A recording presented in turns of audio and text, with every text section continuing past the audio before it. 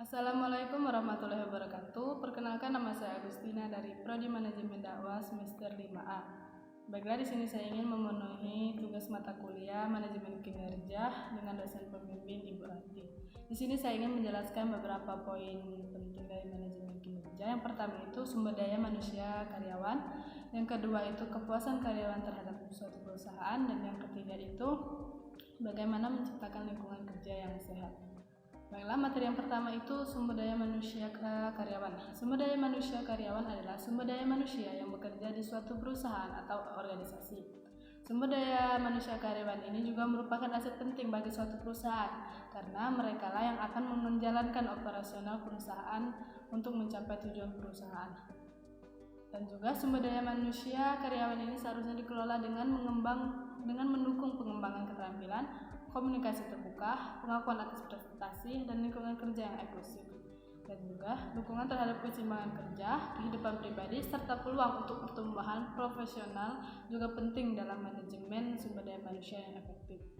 Materi yang kedua yaitu kepuasan karyawan terhadap suatu perusahaan dapat dipengaruhi oleh beberapa faktor seperti faktor lingkungan kerja, kebijakan perusahaan, pengakuan atas kinerja, dan peluang pengembangan karir. Karyawan umumnya mengharapkan komunikasi terbuka, peluang pertumbuhan, serta perlakuan yang adil dan konsisten. Pemenuhan kebutuhan ini dapat meningkatkan kepuasan karyawan dan produktivitasnya. Baiklah, materi yang ketiga itu bagaimana sih menciptakan lingkungan kerja yang sehat.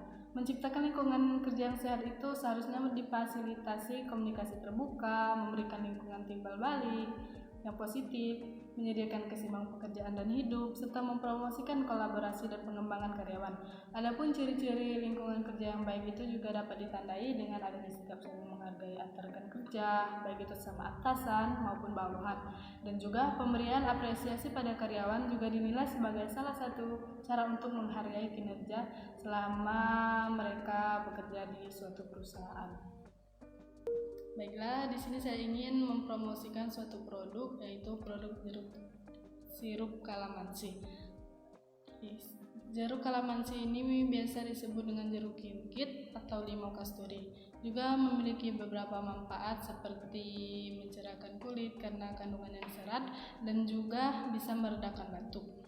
Dan juga kalamansi ini mengandung vitamin C yang tinggi untuk mendukung sistem kekebalan tubuh, antioksida untuk melawan radikal bebas, dan juga membantu pencernaan karena kandungannya yang serat. Dan juga untuk mengonsumsi kalamansi, teman-teman cukup menambahkan ke air dan juga bisa menambahkannya dengan minuman favorit teman-teman.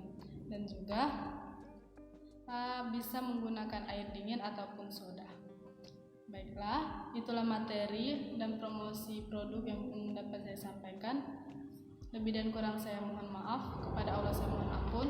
Akhir kata, wassalamualaikum warahmatullahi wabarakatuh.